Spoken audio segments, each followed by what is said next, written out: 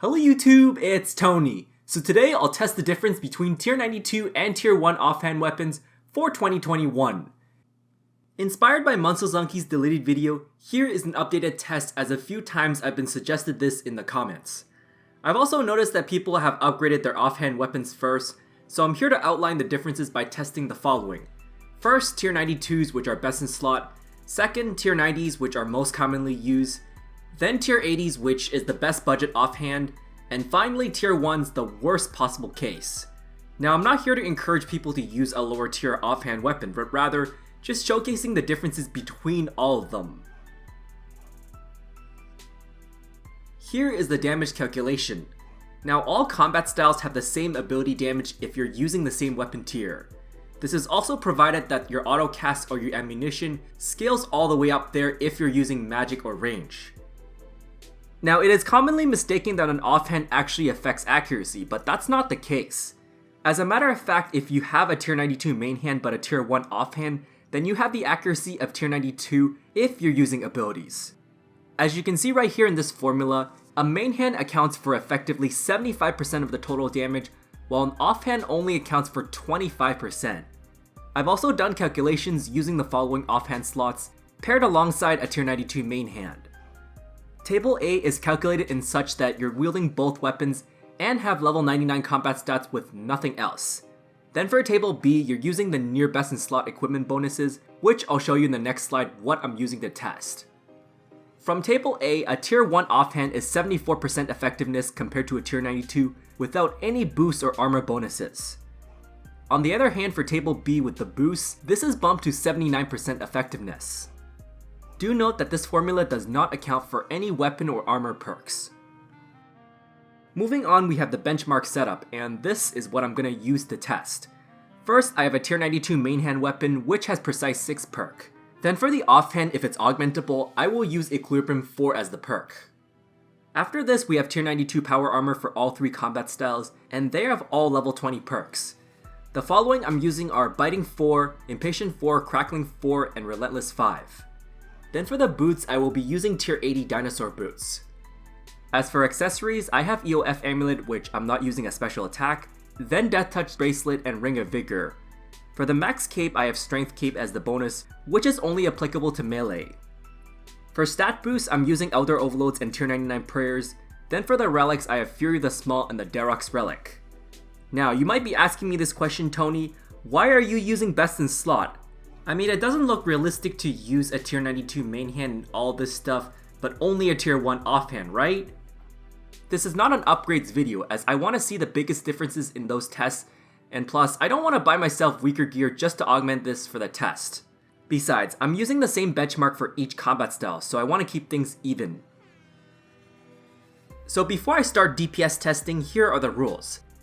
I will be at the Wars Retreat training dummies doing 5-minute tests using normal mode while I track this with the Runemetric stopwatch. These are the following conditions for the DPS test, basically how most of them are measured pretty much. I will start at 100% adrenaline and I will use Revolution++. Now the reason I'm using Revel++ is because I don't want manual input or any user error to play a part in this. I will also attack a single target with Soul Split on at all times. Other damage boosts will not be used here, such as auras, pocket slot, poison, vulnerability, dread nips, familiar, etc. For each DPS test I have raw footage, which I've linked the entire playlist in the description. To kick things off, we have the melee test, and I will be using the following Revolution++ bar. First I have Zerk, then Assault, then Decimate, then Sever, then Destroy, Greater Fury, Havoc, Dismember, and finally Blood Tendrils. All offhand weapons will have Equilibrium 4 as the perk, except for Tier 1, which is not augmentable. In case anyone's wondering, it does not matter which offhand melee weapon you're using, as long as they're the same tier. So if you're asking me whether offhand Drygor Longsword is better than offhand Drygor Mace, well, the answer is it's the same thing, if you're using ability damage, that is. With that said, here is the total damage for all the tests. Using a Khopesh main hand plus an offhand Khopesh, which is Tier 92, I got myself a score of 860,738.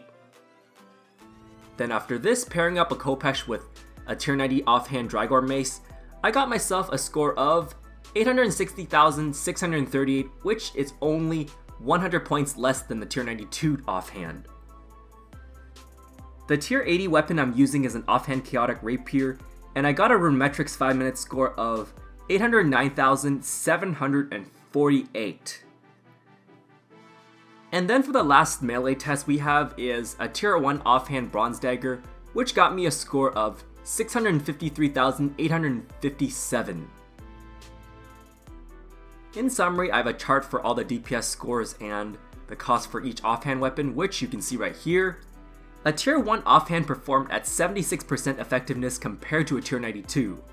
Apparently the tier 90 result was a bit skewed as I did get a little lucky with the max hits. As a whole, Kopeshes are very expensive overall, especially the offhand. For beginners, Drygores can be a little bit expensive as well. However, offhand melee weapons tend to have decent alternative options like Ripper Claws or even the God Wars Dungeon 2 blades, which you can get for under 10 million or 5 million GP each. Moving on, we have the range tests, and I will be using the following Revel++ bar. First, Death's Witness, then Greater Ricochet, then Needle Strike, then Snapshot, then Shadow Tendrils, Rapid Fire, Corruption Shot, Fragmentation Shot, Binding Shot, and finally Piercing Shot. Planted Feet will not be used here. The bolts I had to use were Blight Bolts for all the tests, because Backcriminal Bolts are not allowed to be used here. Every offhand weapon I'm using in this test has Equilibrium 4 perk, except for tier 1, which once again it is not augmentable. So here are the range results for all 4 offhand weapons. Dual Blightbounds, which is tier 92 main hand plus tier 92 offhand, got me a score of 828,459. Then after this, using a main hand Blightbound plus an offhand Ascension crossbow, that got me 813,732. For the third test, the offhand weapon I used was an offhand chaotic crossbow at 804,997. Finally, for the tier 1 offhand crossbow, I got a score of 697,028. Here is a summary for the DPS chart and the cost per upgrade. For a tier 1 offhand, it performed at 84% effectiveness, which is surprisingly huge because it is not augmentable.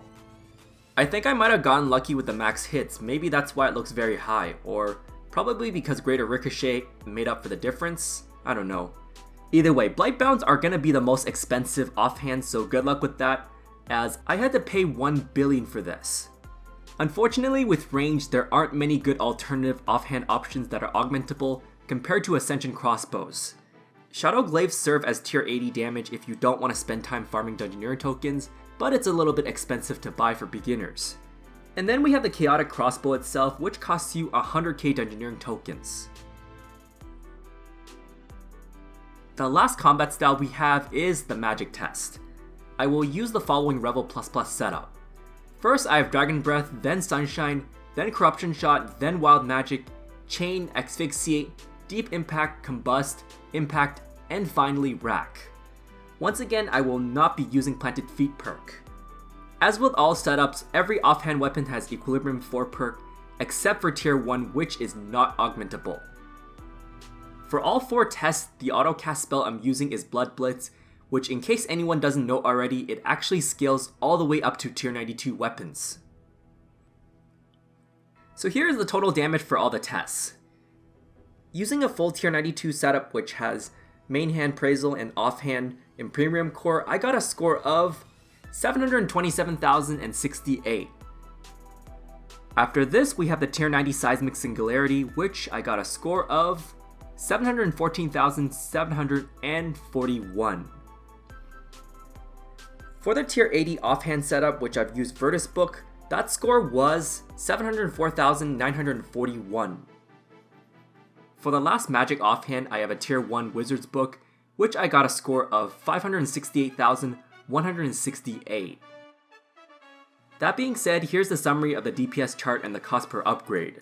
For the tier 1 offhand, it performed at 78% effectiveness compared to a tier 92 offhand. Right now, Magic has cheaper options for offhand upgrades, as Magic at this moment is pretty underpowered. If you don't Fortic, then you may want to consider using a staff setup instead otherwise, as for Concentrated Blast you have to manually cancel this, which is exactly why I didn't include this in this action bar. But yeah, overall the DPS value of magic is really low compared to melee or ranged. Now that I've done tests for all 3 combat styles, here is the conclusion of this video. Some of these timers you'll notice that I stopped the stopwatch a few seconds too late by mistake, although I tried to be as accurate with the timings as possible, so the difference isn't extremely large. Also, some of these results may be skewed a little bit because I got lucky with the relentless procs on ultimates, while other times I did roll on the higher end of the damage range. Either way, it should be more accurate than testing this at Queen Black Dragon or any boss for this matter. I mean, overall though, no DPS test will be fully accurate, so just keep that in mind. As I said before, because I used the near best in slot setup, it seems like having other equipment bonuses would cover the difference between a tier 1 and a tier 92 offhand. That's not to say that you should buy everything else first before you upgrade your offhand weapon just because I'm using this setup. What I'm just here to say is that if you can't afford tier 92 offhands, then you can substitute this with tier 90 or tier 80 offhands instead otherwise. Like I said before, it's a very common mistake for people to upgrade their offhand weapons first before their main hands. And not to mention that offhands usually cost more because of flanking switches. So yeah, thanks for watching and I hope it helps. If I missed anything, feel free to ask. Also, be sure to subscribe if you haven't done so already, because I will do more test videos in the future.